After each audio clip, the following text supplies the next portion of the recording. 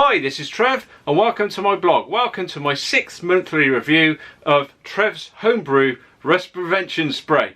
Basically, I just took a product made by Rustbuster, so it's a Lanolin product called Corolan, and I thinned it.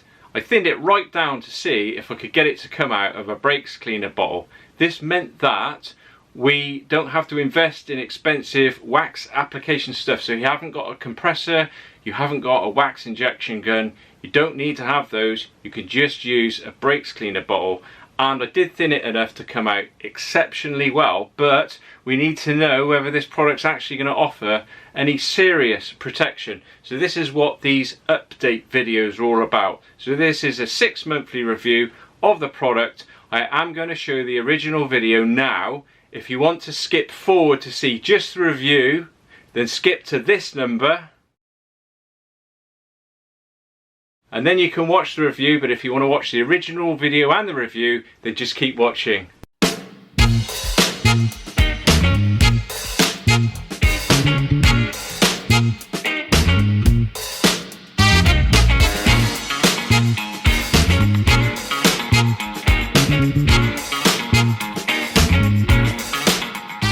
Hi, this is Trev and welcome to my blog.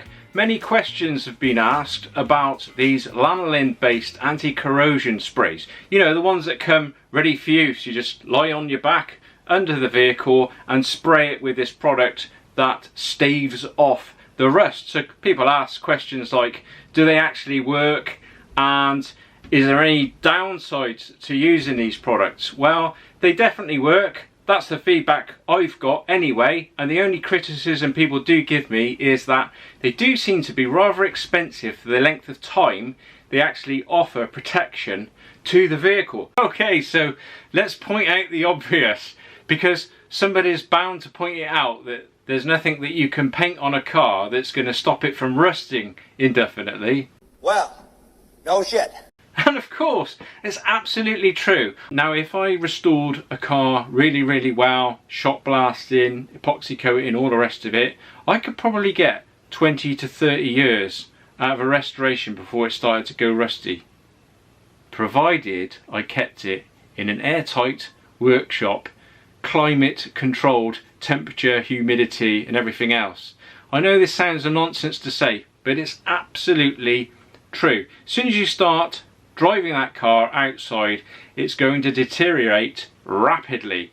We're talking just driving it in the summer, that's going to go from 20 years all the way down to, I don't know, 5 or 6 years before you start seeing corrosion. If you're a mad fool like me and you restore a 60-year-old vehicle and then drive it down salt laden roads because it's snowing, so I'm driving my vehicle every single week in all weathers, it doesn't matter what it is, tipping down with rain, sleet, snow, hail, rust is going to start creeping back in just a couple of years, 2 or 3 years. You're going to be looking around it, you're going to be seeing little outbreaks, and that's what the thought behind the lanolin coating is all about. It's all about a maintenance. So you go round and every single year or every 2 years you do a quick check round, you top up your lanolin coatings, any outbreaks of rust you can sort out with some rust converter and then just touch it up. The idea is that you're only going to be doing a few little outbreaks and then you're just going to be generally topping up your coating until the next time round. And that way you can have a vehicle that you restored 10 years ago and in 10 years time is absolutely mint. Whereas if you restored the car 10 years ago and you just left it and didn't do anything to it, in 10 years time it's going to need restoring again. So I was having to think about it, and I went and had a chat to the guys at Rustbuster to see if they did their own ready for use kit, and they said, actually Trev, no we don't, and there's a reason we don't do one, and it's because the amount you actually have to thin lanolin by to keep it fluid at room temperature means that you end up with a product that's typically 10 to 15% lanolin, and all the rest is basically like a solvent or something that the lanolin is soluble in. So I thought to myself, I wonder if there's a way of making your own homebrew ready for use kit to spray on. And I had a chat to them and they said that yes, but you would have to implement some kind of heating into your methods, and also you need to find something that was capable of spraying the product out effectively, because normally you would use wax application kit and a big compressor and all the rest of it. And the whole reason people are attracted to these things is because it is a ready for use kit. You haven't got to have specialist equipment, it's all there ready to go. So I had a hunt round my workshop to see if I could find something to use, and immediately two things sprung to mind. One is an old fence sprayer that I've got, and also a brakes cleaning applicator. I actually use it for solvent wipe for when I'm painting. So with a couple of application methods in mind, I set about making up my very own Trev's Homebrew anti-corrosion product, and I used the products that Rustbuster sent me. So they sent me the highest concentration of lanolin in a product is around 70%. It's called Lanolin Pure. They also sent me some Lanolin Turbo, which is a dilutant or a thinner for the product, and I set about experimenting with different ratios, and the best ratio that I came up with anyway was basically 1:1, so 50-50. Really easy. So I'll talk you through a real quick and dead easy process to mix this product up. Now let's talk safety here, guys. We are talking about heat, so whatever you do, do not run off and get your wife's favourite saucepan, because if you do, your ass will be fried chicken. He ain't lying. So let's have a quick look at the product before we get started. With the cap off, you can see that it's really quite a firm, waxy product, and this is at room temperature, and this is why we need to apply some heat. So this is real quick and easy. Just get your container on a stable surface, put the Lanolin inside, make sure the cap is slightly loose just to allow any gases to escape, then boil the kettle and simply keep filling it up with water. I put 3 kettle loads of water in this, left it 10 to 15 minutes, tightened the cap, took it out, inverted the can a few times to try and get it to sort of start amalgamating, left it for about another 15 minutes, took it out, gave it a good shake, and now it is totally liquid and ready to use. Meanwhile, I had the turbo also warming up. So after some experimentation, I found that the best ratio, for me anyway, was 1:1. Now that you have your product liquid, just simply mix a 1:1 ratio, give it a quick stir, put it into your bottle, pump it up, and you're ready to rock and roll.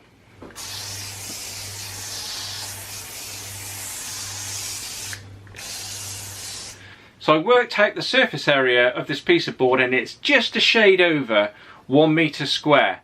I sprayed it all over with the Lanolin to work out its coverage, and I was amazed to see that I only used 200 mils of Lanolin to coat a board that was 1 meter square, which means that if you purchased 5 litres of Lanolin and 5 litres of turbo, mix those two together, potentially you're looking at 50 square meters. So enough to do your car, your missus' car, your mate's car, and your mate's missus' car as well, or just store it and you've got probably enough for the lifetime of the vehicle. In summing up, the purpose of this video was to produce a high lanolin content anti-corrosion spray, utilising hand-pumped applicators. This is particularly useful for people that don't own expensive compressors or wax injection equipment. The other advantage of using hand-pumped applicators is that there is no product-to-air mist contamination due to the fact that you are not using compressed air. And what that really means is that you can easily coat the components that you want to protect with a thinned Lanolin without the overspray going into the air and coating everything in your surrounding environment. I've been thinking about doing this video for a long time, and I had thought that I need some steel samples that are already rusty to use as part of the demonstration in this video. Now this piece of steel here, this was already rusty when I put it outside about a month ago, and this was a piece of metal that I shaped for a previous video. This went outside at the same time. This had no rust on it at all, and because it rains so much here in the UK, this has obviously gone quite rusty quite quickly. 1 month outside. Interestingly, I put this on top of a bucket which was filled with water. I put a piece of metal inside the bucket and here it is. Now I don't think you could say that that has rust on it. It's certainly tarnished on this side. On the other side it looks as clean as a whistle. Apart from where it's ground slightly, it's also gone slightly tarnished.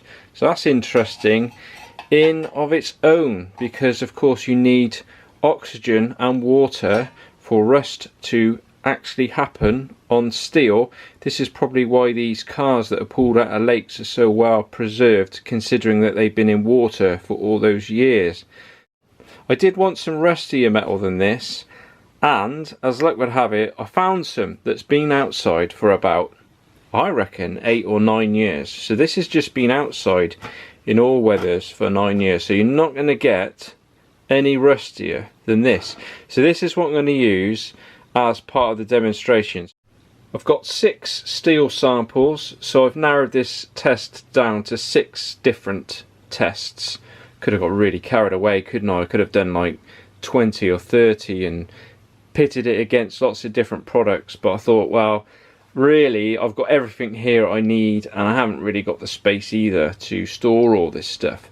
So I'm going to now prepare all of these samples with a strip and clean wheel, just to make sure that I get any kind of protective mill scale coating off the mild steel, and there are little specks of rust forming in some of it as well, so be a good opportunity to get rid of all that so that all the clean samples are all exactly the same.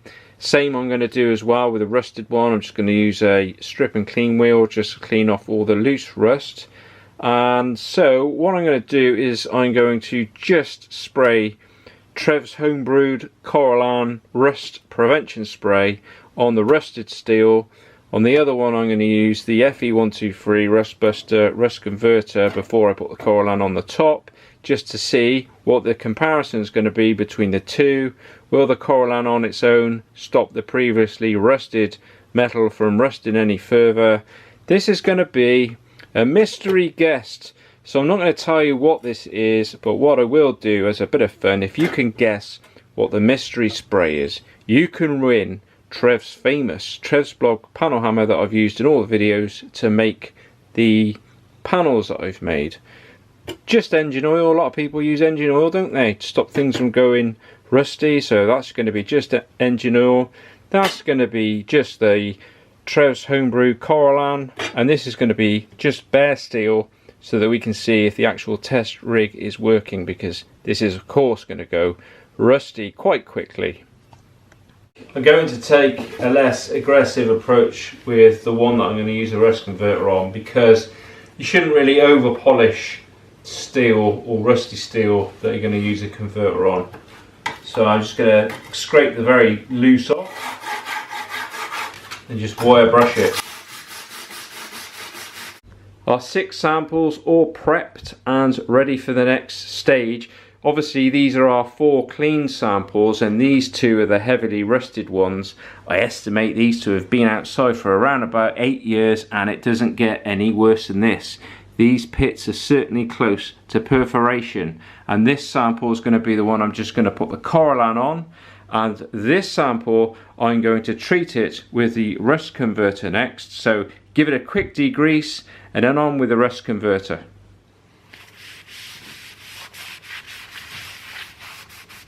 This is the rust converter I'm going to use. First thing to do, give it a really good shake. The next thing you're going to need is a separate container to put the converter in and a small brush.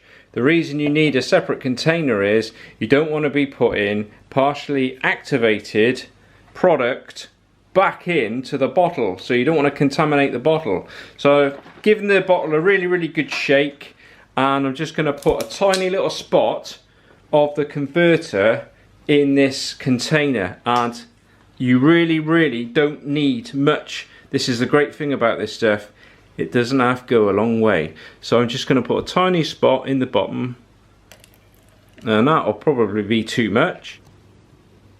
I've applied just a very small amount of converter to the surface of the steel. You really don't want to apply too much because, believe it or not, the results won't be as good. You just need enough on there to wet the surface of the steel. I've worked it well in, changing direction with the brush several times just to make sure I've ironed out any little craters that may have appeared. I've got all my edges in really nicely. It's about 15 minutes since I started to apply it. You can see that it's starting to turn a black purpley colour. This is it now. I'm not doing any more. Definitely no second coats needed. You don't need to do anything like that. You just put the one coat on. If it hasn't converted, then you've got another problem. Maybe it's too cold. You mustn't use this stuff when it's really, really cold because it just won't activate properly. I've used miles too much, as you can see. Looks like I've actually got more in the tub than what I had when I put it in there to start with. So, like I say, I put far too much in that. I only needed a tiny little dab for this job. And here we go, 8 hours later. I'm surprised at the results. I'm not talking about its performance, I'm really talking about its appearance more than anything else. I mean, it does look just like it's been painted with some matte black paint. My previous experiences with rust converter is that it looks quite patchy afterwards, although I did go to a lot of trouble this time to leave plenty of rust on the surface. This is the test rig finished. All the samples are all screwed on there. I know it's not that elaborate, but do you know what? I haven't got weeks to spend on this. I put some stainless steel screws through there. I realised the weak point is going to be that there's going to be water ingress around the corners, but we actually want the samples to fail and then witness how they fail and what happens. So I haven't been too fussy with it all. So written on the sides is the test. So we've got Lanolin all the way down this side. So that's the converted, that's the clean steel, that's the rusty steel. And on the other side, bare steel, engine oil, and our mystery product. I'm just going to give this one really, really good coat of Lanolin on the underside and the top side, of course, and then I'll do the other side afterwards.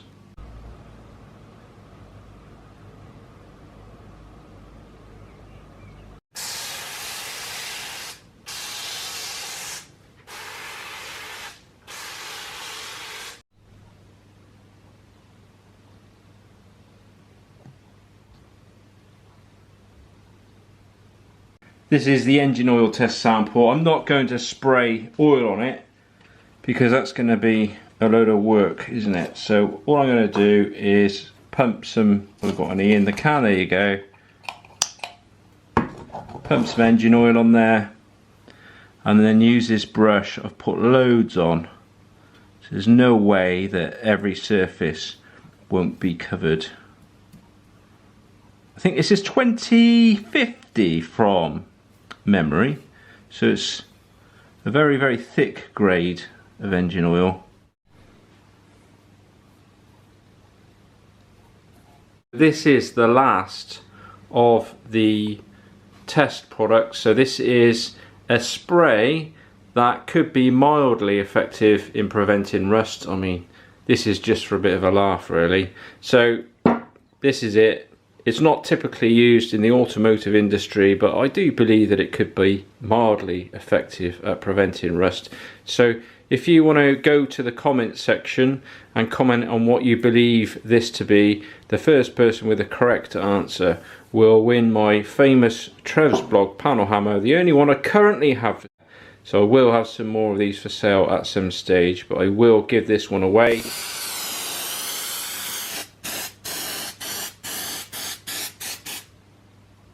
That's a good coating. Just get the edges in. There we go.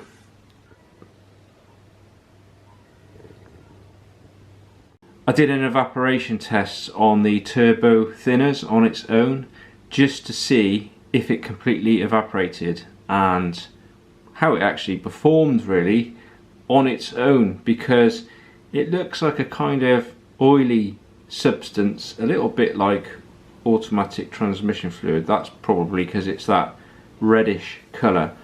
What I'll do is I'll just spot some on this rusted steel and I'll show you how it behaves. So I'm only going to put a little dot on there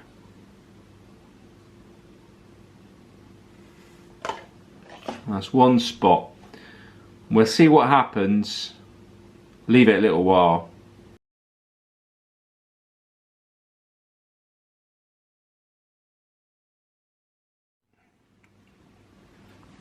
So this is a couple of hours later. You can see the spread on it.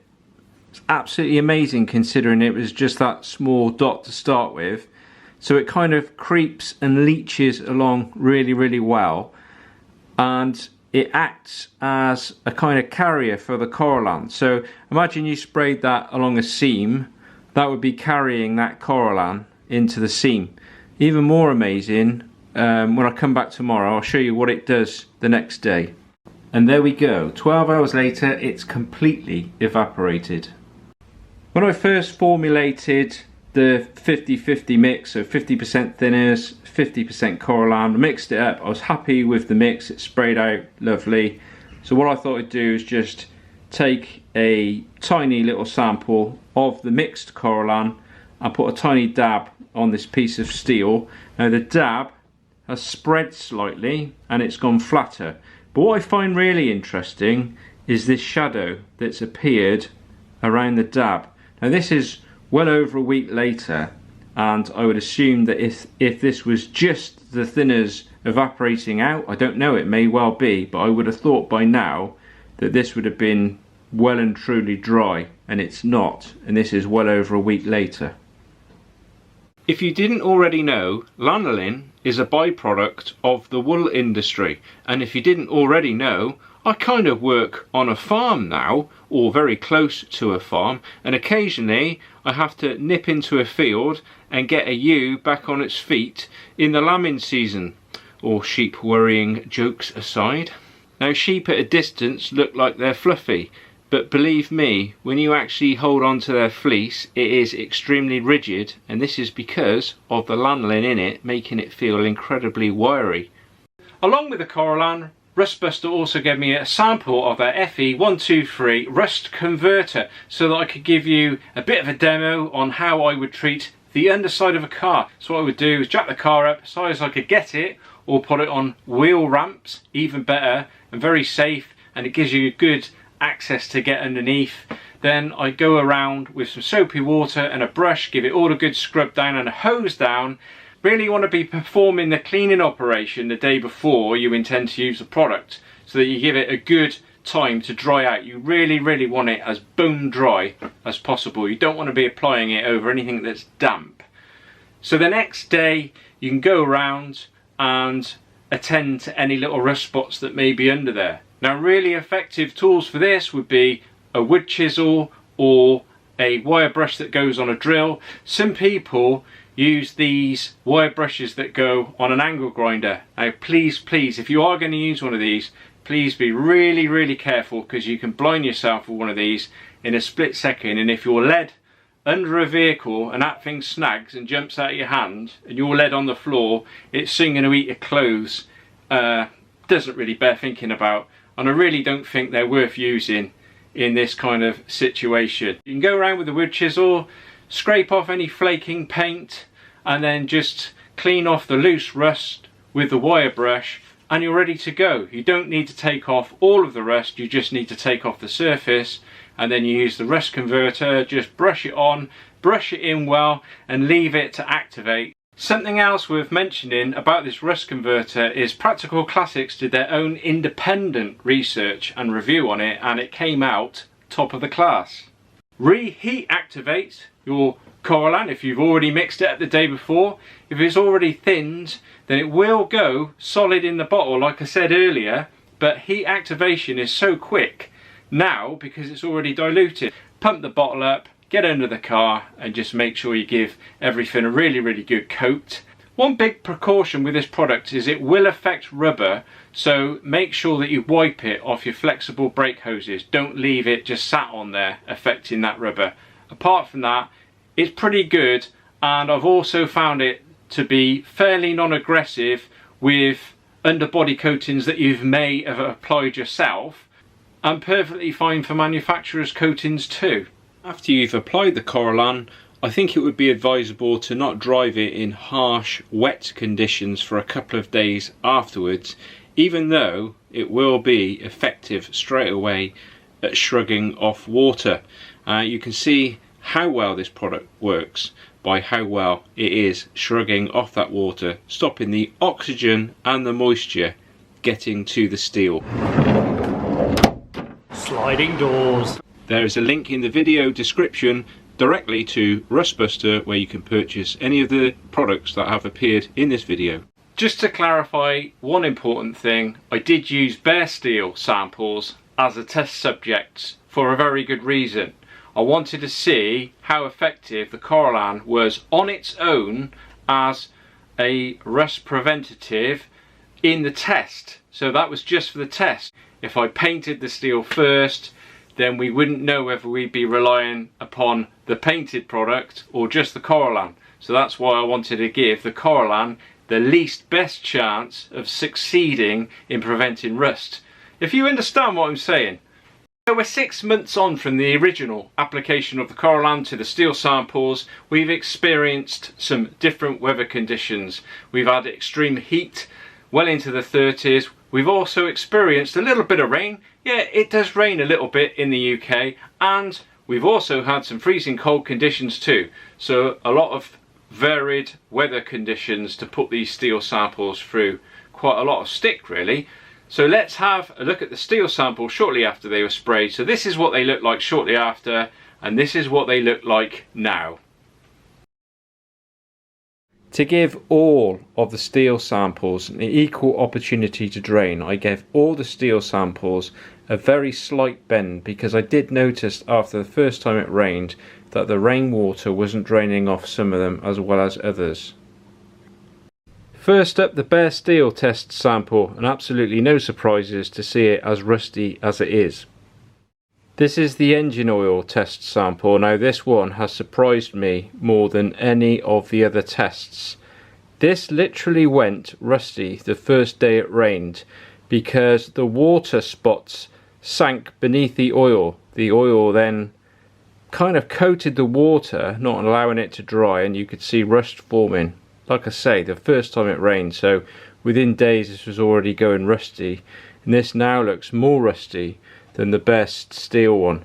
This is the mystery product test sample, which was in fact a spray-on cooking oil. So thanks very much for everyone that had a guess at what it was. I will announce the hammer winner at the end of the video. So this performed really well. Lasted a couple of months before this started going rusty, and the product contains vegetable oil and some kind of thickener. Of course, this is all edible. Next up is the Rustbuster FE123 rust converter with Lanolin painted over the top, and nothing to see here, folks. It really doesn't look any different from what it looked like to start with. This is the clean steel sample coated in Lanolin, and this is the rusted steel sample coated in Lanolin, and they both look pretty motley.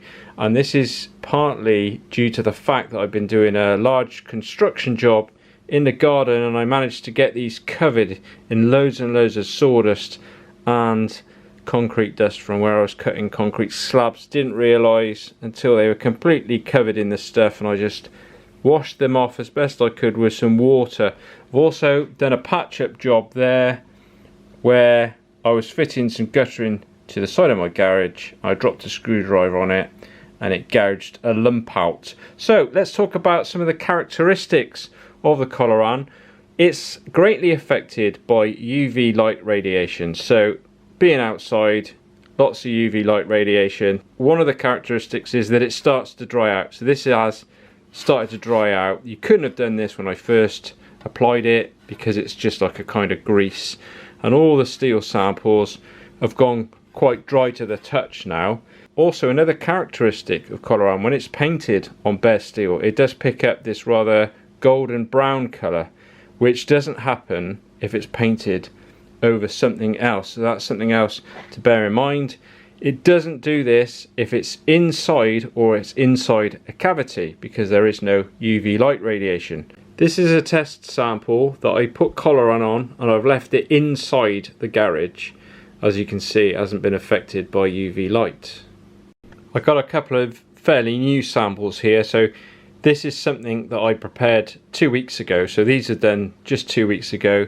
Again, this is Coloron on bare steel. You can see it's starting to go like a golden brown colour. This is painted on top of single pack etch primer. The reason I've done this is I'm going to screw this to the test rig and see what happens to this in 6 months.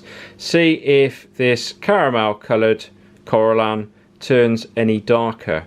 We can also witness what the single pack white etch primer does when it's not protected with anything, because it is porous. It'll be interesting to see how long this side takes to go rusty compared to this side.